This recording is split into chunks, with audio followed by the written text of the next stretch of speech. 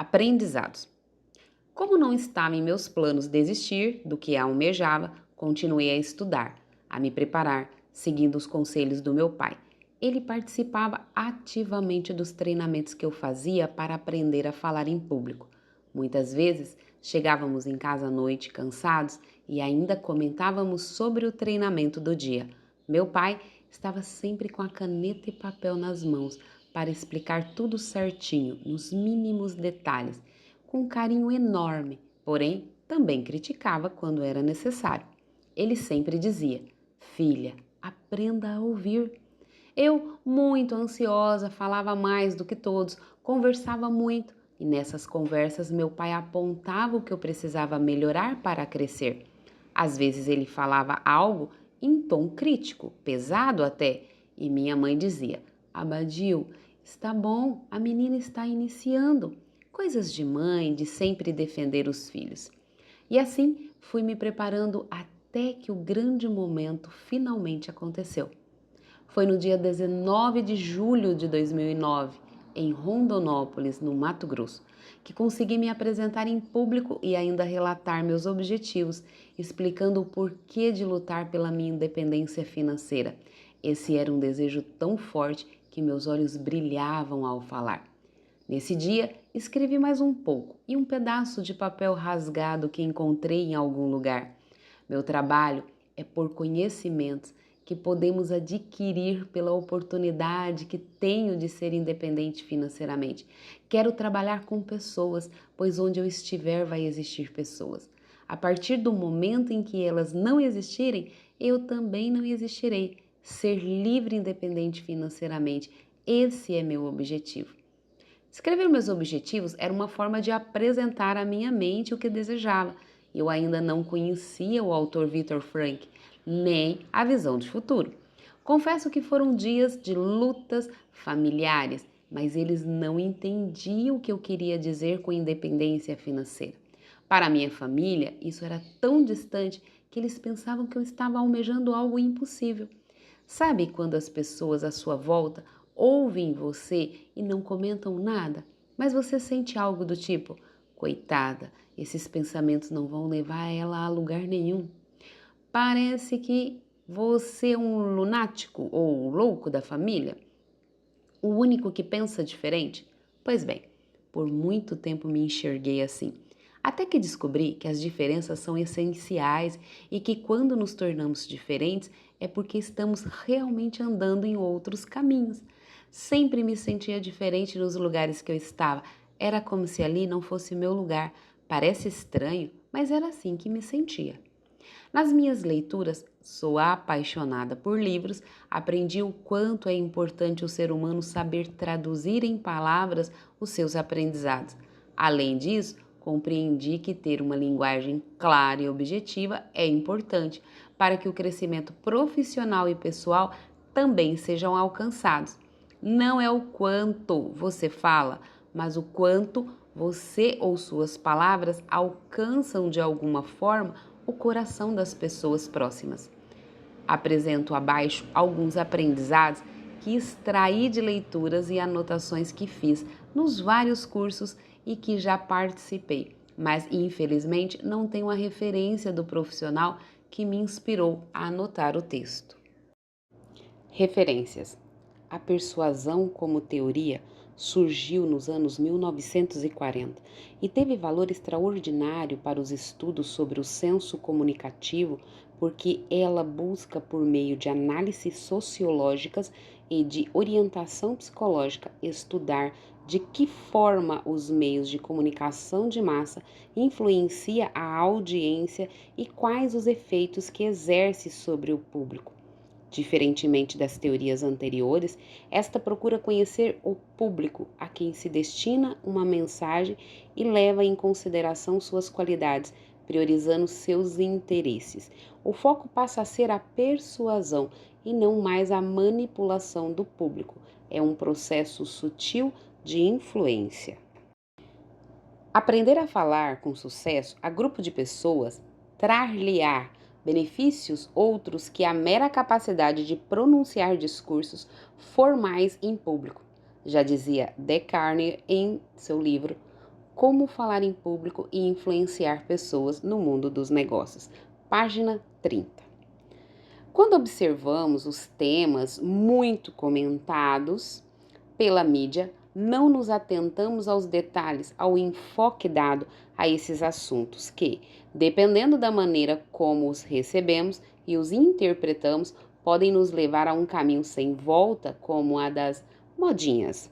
Por exemplo, muitas pessoas, sobretudo as mais jovens, quando querem buscar o corpo perfeito, partem para a mágica da moda na ilusão de obter o efeito desejado em poucos dias, quando o ideal é ter um objetivo definido e, com foco e determinação, procurar um nutricionista para a orientação de um cardápio balanceado, além de praticar exercícios físicos. Escolhas baseadas apenas no que se vê propagado pelos veículos de massa, TV, rádio, jornal e principalmente pela internet, levam as pessoas a tomar decisões equivocadas justamente pela falta de questionamento, por acreditar totalmente no que foi divulgado. Aí está o perigo, e muitos se arrependem posteriormente, quando a decisão já deixou marcas profundas e vê-se claramente que não foi por um acidente, e sim por praticar de uma modinha, de um movimento ou de um grupo que não agrega valor. Não podemos deixar de acreditar que somos filhos e filhas amadas de Deus, criados semelhante a Ele. Preste atenção ao que você vê, em que você acredita, no que você fala e faz, pois a credibilidade perdida paralisa os movimentos e o mover-se faz parte da nossa evolução. Além disso, tempo parado é tempo perdido e tempo é mais valioso do que dinheiro. Eu descobri no decorrer da minha caminhada de vida que, por causa de determinados conceitos, como tempo é dinheiro, nos tornamos escravos das palavras tempo e dinheiro por não entendermos a diferença entre eles e importar muito com ambas. Então, fazendo uma analogia de meus próprios pensamentos, questiono: se tempo é dinheiro, por que muitos de nós vendemos por tão pouco nosso tempo, que é o que temos de mais valor? Vamos imaginar que o tempo pudesse ser vendido. Qual valor teria a sua vida? Entenda que o nosso tempo é valioso e não tem preço. O nosso tempo é algo que recebemos do Criador. O dinheiro é algo que conquistamos com o nosso esforço, trabalho e dedicação. Demorei muitos anos para entender isso.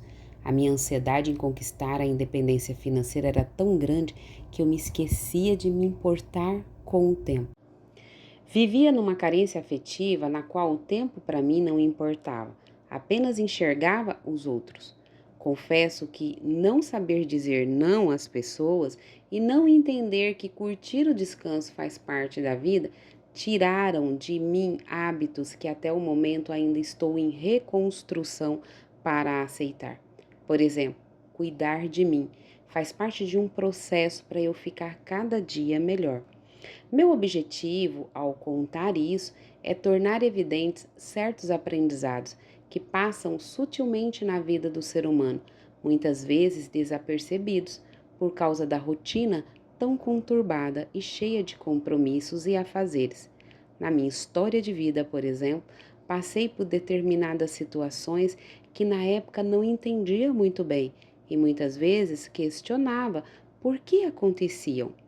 Eu me perguntava por que tem que ser assim, mas não enxergava os aprendizados que tais situações poderiam gerar.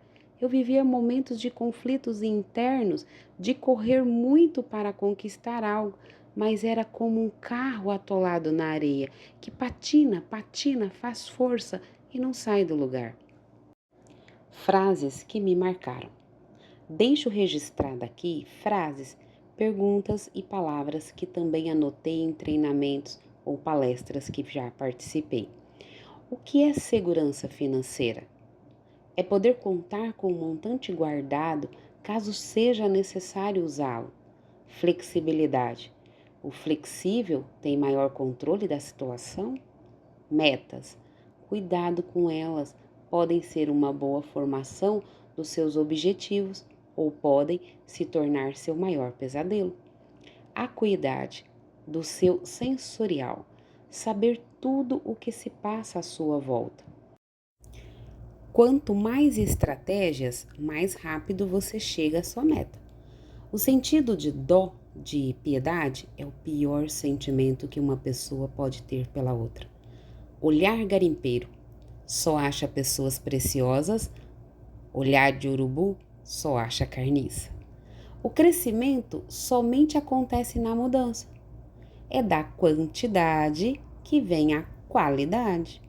Assuma o volante do seu carro, chamado vida, pois no banco do carona você vai aonde o motorista quer. Olhe o sucesso de outras pessoas para aprender e sempre se alegre de coração com o crescimento delas. Quem anda com galinhas nunca alcançará o voo da águia. Somos únicos e não insubstituíveis. Posso alcançar o que desejo, mas se não confiar em mim mesmo, nada alcançarei. Lembre-se sempre de que é bom em dar desculpas, não é bom em mais nada. Desculpas dadas para não alcançar o que se deseja.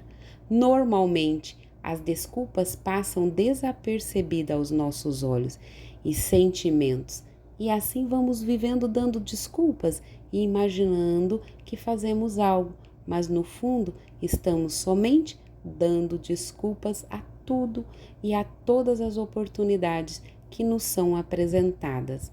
Não tenho dinheiro, não tenho tempo, não tenho veículo, não tenho roupas adequadas para o ambiente, não tenho estudo, não tenho equipamentos, meu cônjuge não permite que eu participe, meu patrão não libera, estou com muitos problemas para resolver, estou muito cansado.